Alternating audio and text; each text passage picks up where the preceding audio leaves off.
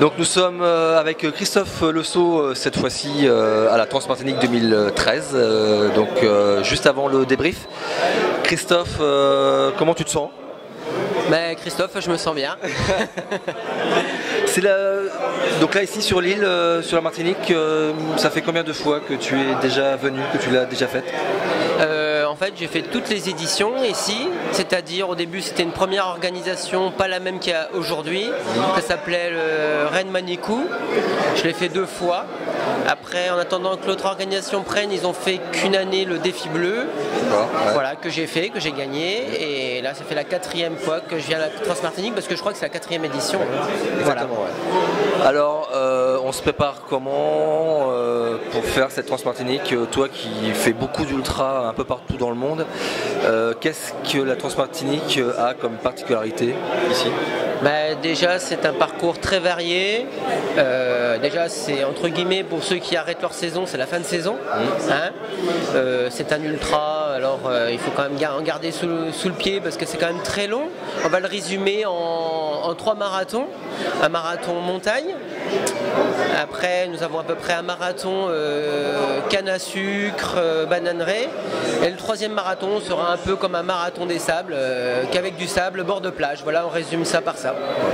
Et donc toi, tu te prépares comment? Enfin, je sais que tu t'entraînes presque tous les jours en faisant plein de courses un peu partout dans le monde, mais si tu devais donner quelques conseils pour préparer cette Transmartinique, qu'est-ce que tu pourrais donner comme conseil? Déjà, je leur conseillerais déjà de faire de la distance, parce que la distance elle est longue, 130 ou 133 km. Sur le papier, on pourrait croire que c'est facile, mais c'est très long. Vu les temps des favoris, c'est assez long, moi je trouve. C'est une moyenne pour le vainqueur du 7 km/h, une moyenne un peu inférieure même à l'UTMB quand même. C'est beaucoup plus court, alors on devrait être beaucoup plus rapide. Et aussi venir assez tôt pour l'acclimatation parce qu'il fait très chaud. En France, au mois de décembre, il fait un peu plus froid et c'est très humide. Alors s'acclimater aussi, venir un peu avant, puis profiter de cette île magnifique, visiter, que ça vaut vraiment le coup. Alors toi, on te connaît beaucoup, tu fais vraiment beaucoup d'ultra, mais vraiment presque partout dans le monde. Qu'est-ce que tu nous as fait là en 2013? Tu as fait le tour un peu ou pas?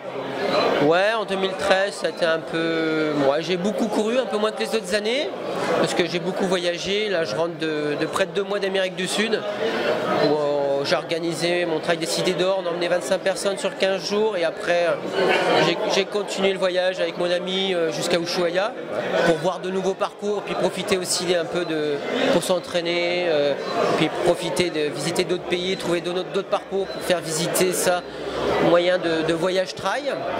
Et sinon dans l'année j'ai fait le Maroc, j'ai fait le Japon, j'ai fait la France, j'ai fait l'Italie, j'ai fait encore le Pérou au mois de mai, où j'ai eu des Bretons, comme là on a encore eu des Bretons, c'était bien sympathique. Et voilà quoi. Et l'année prochaine encore une grosse saison prévue, une première course au mois de janvier en Chine. Voilà. Mais tu comptes faire le challenge mondial ou pas de l'ITRA ou... Ouais, voilà, ça sera ça l'objectif de l'année prochaine, et un retour aussi sur l'UTMB que j'ai pas fait depuis la grosse boucle de l'UTMB que j'ai pas fait depuis 2009. Alors dernière question, justement, tu en as parlé, tu proposes et tu crées des voyages à travers le monde où les gens peuvent s'inscrire et peuvent venir te voir et courir avec toi en Amérique du Sud. Qu'est-ce que tu vas proposer en 2014? Alors en 2014, nous avons 2 voyages au programme au Pérou, un en mai et en juin. Début mai, on aura un voyage trail pas très loin d'ici, à la Dominique. Voilà. Et normalement en octobre-novembre, c'est pas fini, c'est pas bouclé. On aura un autre voyage en Bolivie. Et les formats?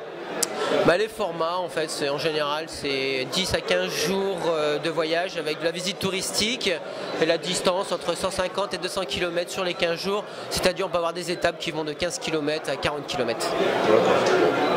Écoute, bonne chance pour la Transmartinique alors. Et puis rendez-vous samedi soir. Merci beaucoup. Et puis un dernier petit mot pour le Breton qui est toujours en recherche. J'espère qu'on retrouvera Benoît et qu'il sera sain et sauf parce qu'il devait être de la partie avec nous et on pensera très fort à lui au départ s'il n'est pas là. Ouais. À bientôt.